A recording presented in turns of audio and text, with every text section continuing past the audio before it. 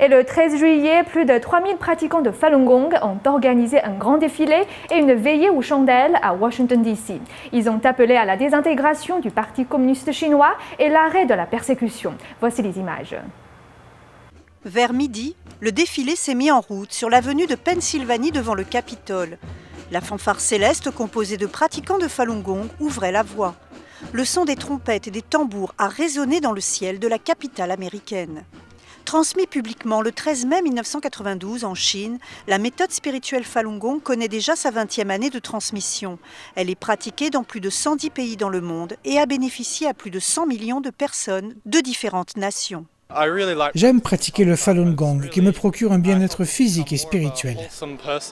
Depuis la persécution du Falun Gong le 20 juillet 1999, et selon des statistiques vérifiées et non exhaustives, au moins 3500 pratiquants ont été persécutés à mort et plus de 100 000 sont illégalement condamnés à la prison ferme et à la rééducation par le travail. Des milliers de pratiquants sont enfermés dans des hôpitaux psychiatriques pour y subir la torture.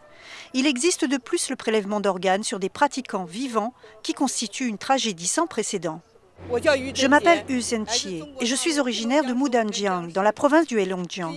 Juste pour avoir dit quelques mots de justice, le PCC m'a persécuté pendant plus de 3 ans. Ils m'ont injecté une drogue nuisante au système nerveux central et je n'étais plus moi-même. Un autre thème du défilé était le soutien au mouvement de démission du PCC suite à la publication des 9 commentaires sur le Parti communiste chinois.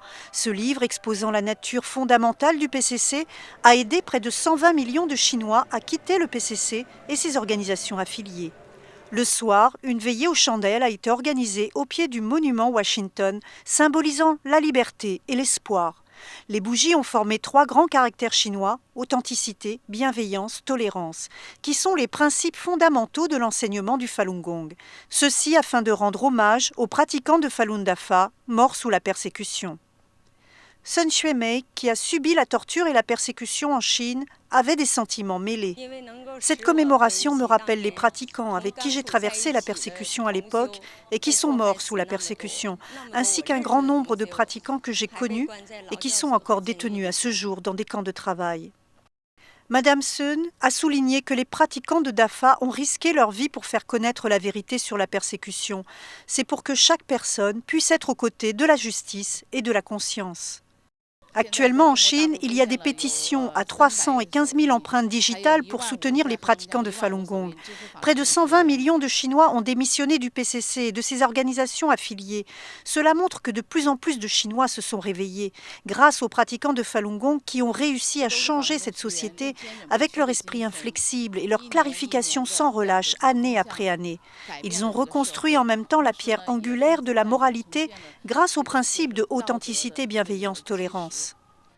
Selon les organisateurs, le monument Washington en arrière-plan de la veillée représenterait cette pierre angulaire qui se dressera pour toujours dans la société humaine.